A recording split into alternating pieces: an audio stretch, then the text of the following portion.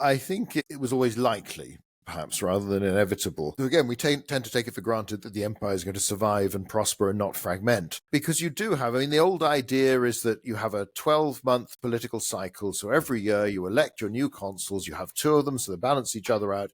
They go off for 12 months or so, do their stuff, win glory, and then somebody else takes over. That's fine, but as the empire gets bigger, it's just harder and harder to deal with problems, whether it's settling an area or let alone fighting a war against a big opponent. It just doesn't tend to finish in 12 months. And you could see with any system where somebody just has a short spell in a job, they spend the first weeks or months learning how to do it, finding out about it. They then get good. By the time they're starting to get good, you've replaced them with somebody else and you go through the same process again.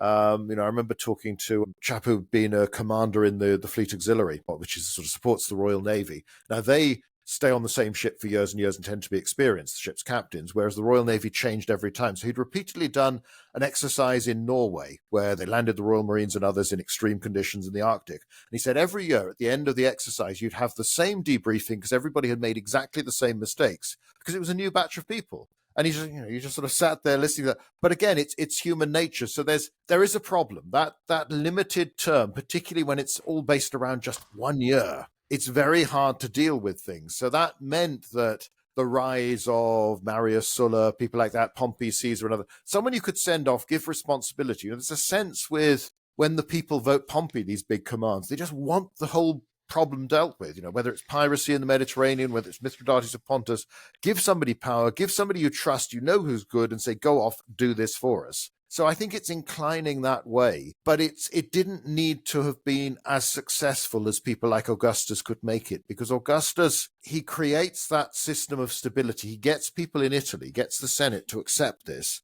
but he also gets everybody in the provinces as well. And then they do that uniquely Roman thing of making the provinces Roman, starting with the elites, but the way you spread Roman citizenship so that it has not even the slightest ethnic connection with Italy, let alone Rome.